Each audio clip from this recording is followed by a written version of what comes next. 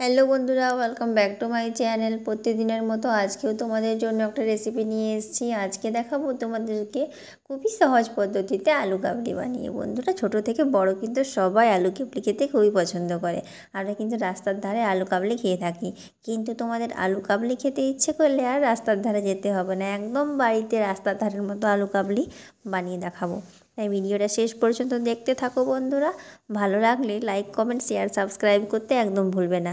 আর হ্যাঁ, ভিডিওটা কিন্তু বেশি বেশি করে তোমাদের বন্ধুদের সাথে শেয়ার করে দাও, যাতে করে কিন্তু সবাই এই আলু কাবলিটা বানিয়ে খেতে পারে। বন্ধুরা, তোমরা প্লিজ একটু সাপোর্ট করো। তো চলো, এরপর আমি কিভাবে বানালাম আলু কাবলিটা তোমাদেরকে দেখাই।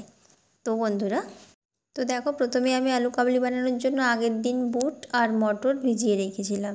এই বন্ধুরা, এই বুট আর মটরগুলোকে আমি ভালো করে ধুয়ে নিয়েছি। এই দেখো কত সুন্দর দেখতে লাগছে। এখানে আমি নিয়েছি টমেটো কুচি আর নিয়েছি কাঁচা লঙ্কা কুচি। এখানে আমি আলুটা ছোট ছোট করে কেটে তারপর এটাকে সেদ্ধ করে নিয়েছি ভালো করে। আর এখানে আমি নিয়েছি পেঁয়াজ কুচি। পেঁয়াজ কুচিটা কিন্তু বেশি করে লাগবে। এরপর আমি আলু কাবলিটা বানাবো, তার জন্য দেখো একটা বাটির মধ্যে আমি প্রথমে ছোলা আর মটরটাকে ঢেলে নিলাম। দিয়ে দিলাম সেদ্ধ করে কেটে রাখা আলুটা। দিয়ে দিলাম পেঁয়াজ কুচিটা। এই দেখো, পেঁয়াজ কুচি বেশি করে দিয়ে দিলাম। এরপর আমি এর মধ্যে অ্যাড করে দেব ছোট ছোট করে কেটে রাখা টমেটো। দিয়ে দেব কাঁচা লঙ্কা কুচি। কাঁচা লঙ্কার সেন্টটা কিন্তু বন্ধুরা খুবই সুন্দর ওঠে। এই দেখো, পাকা লঙ্কা আর কাঁচা লঙ্কা দুটোই কিন্তু রয়েছে এখানে। সেন্টটা কিন্তু খুবই ভালো লাগে। দেখো, এরপর আমি এর মধ্যে দিয়ে দিচ্ছি স্বাদ মতো লবণ। দিয়ে দিলাম সামান্য একটু জিরের গুঁড়ো আর দিয়ে দেবো সামান্য একটু লঙ্কার গুঁড়ো। তোমরা চাইলে কিন্তু এর মধ্যে বিট লবণও দিতে পারো। যেহেতু আমি সাদা লবণ দিয়েছি, বিট লবণ আর দিইনি। এই দেখো, এরকম করে ভালো করে কিন্তু মিশিয়ে নিতে হবে। মেশানো হয়ে গেছে। এরপর একটা প্লেটের মধ্যে এটাকে আমি সার্ভ করে নিচ্ছি। এই দেখো, প্রথমে ছোলা মাখাটা দিয়ে দিলাম। দেখো দেখতে কতটা সুন্দর লাগছে বন্ধুরা, কতটা লোভনীয় হয়েছে। এটা কিন্তু সবাই পছন্দ করবে। এই দেখো, ওপর থেকে দিয়ে দিচ্ছি একটুখানি সস, টমেটোর সস দিয়ে দিলাম একটুখানি। এরপর বন্ধুরা, এর মধ্যে দিয়ে দেবো সামান্য একটু চিলি সস দিয়ে দিয়েছি। এরপর আমি দিয়ে দিলাম সেও ভাজা। সেও ভাজাটা বেশি করে দিয়ে দেবো চারদিকে ছড়িয়ে।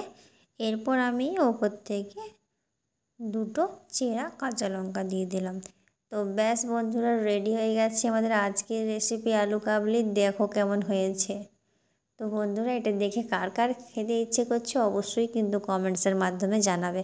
আর কারা কারা আলু কাবলি খেতে খুব পছন্দ করো সেটাও কিন্তু আমাকে জানাতে ভুলবে না। তো বন্ধুরা, আজকে কেমন লাগলো রেসিপিটা অবশ্যই আমাকে জানাবে কমেন্টস করে তোমরা।